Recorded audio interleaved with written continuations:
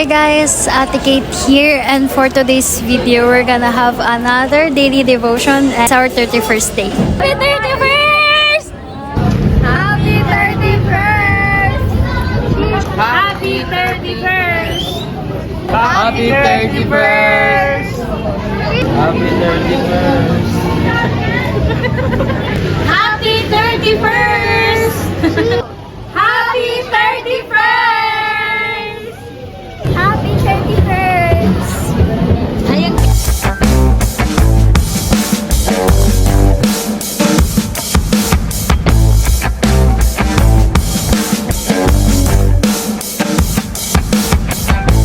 Finally, 31 days na tayo sa ating daily devotion. Let's pray first. Thank you, Lord God, for this day that you have given us. Salamat po sa biyaya niyo. Salamat po sa paggabay niyo. Salamat. Sensya niyo ngayong araw na to. Sobrang blessed ko ngayong araw na to. I pray lahat ng mga nanonood ngayong araw na to ay blessed na blessed din. I pray na maging blessing itong word na ito sa kanila. In Jesus Christ's name I pray. Amen. Ngayon nasa church ako and medyo maingay nga sa ating church. Marami nagkukwentuhan. Pero sige, tuloy pa rin natin yung ating pag-share ng Word of God. Our Bible verse for today is 1 John 4:19. It says, "We love because first love us." Our church has mini concert. Nangyayari po ito every end of the month. Ito yung celebration namin kung saan nag-iimbita kami ng maraming tao para makapag-attend sila sa mga next Sunday, ganyan. Super nakaka-bless itong ginagawa namin every last Sunday of the month. May sayawan, may kantahan, and may napakagandang MC. Kung MC ngayong araw na to ay walang iba kundi si Ate Kate Char. Kami ay nag-special number ng mga sarili naming mga komposisyon.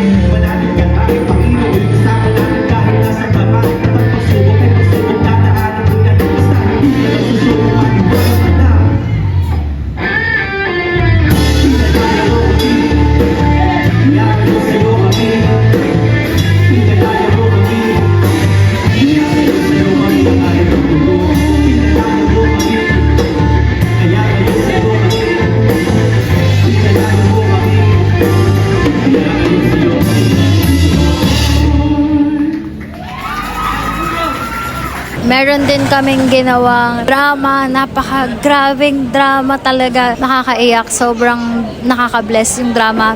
Sayaw ng dance ministry. And lastly, yung BM Productions dance number. Super blessed, super daming visitors. Sobrang enjoy ako ngayong araw na to. All the glory belongs to the Lord, our God, and He's really great God. He never fails in our lives. Thank you so much, Lord, for being with us today. Sobrang blessed ko talaga. And we took group pictures at the end. Ayan, we're na mag-enjoy kayo talaga. Ang theme for this month is Greater Love. Sabi nga niya sa 1 John 4:19, we love because He first loved us.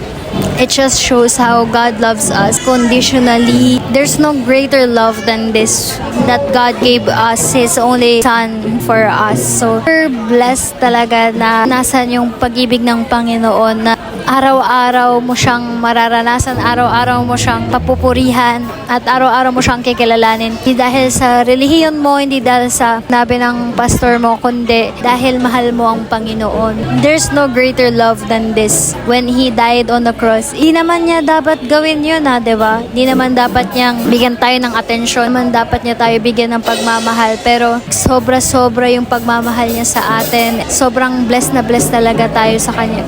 Naranasan nyo na ba magmahal ng sobra? Yung alam mong kaya mong gawin lahat para sa Kanya. Yung ganong klaseng pagmamahal ba? And pinakita ng Panginoon sa krus ng Kalbaryo yung Kanyang dakilang pagmamahal sa atin.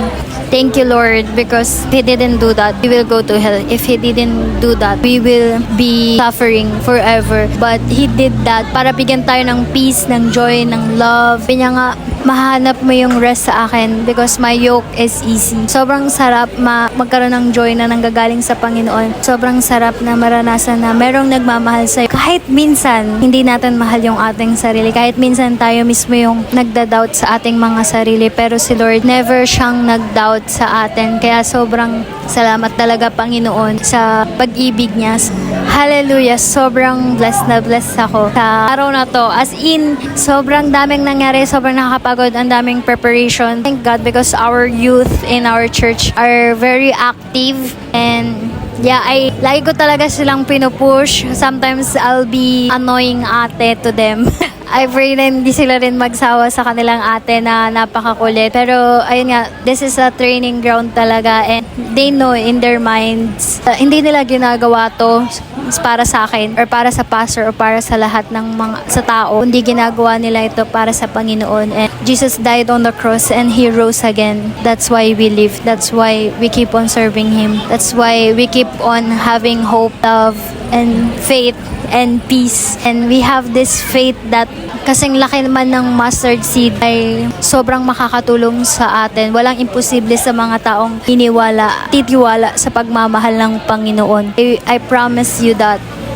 Siguro hindi ako dapat mag-promise kundi si Lord. Wala na tayo dapat pagkatiwalaan pa kundi ang Panginoon lang, sapagkat Siya yung may likha ng lahat ng bagay, sapagkat Siya yung nagbibigay ng lakas sa atin. Siya yung may likha sa atin. Sabi niya, the heaven is my throne, the earth is my footstool, and He is the mighty God. He is Alpha and Omega. He is King of Kings, the Lord of Lords. He is the one who made the heaven and earth.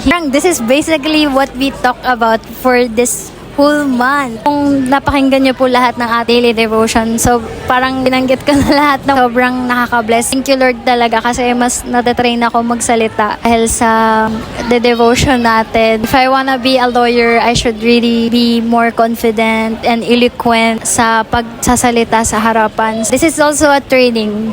It's a big help for my spiritual body as well. Thank you so much for being with me for the whole month, and I pray na samahan niyo ako muli sa ating second month this September. Wow!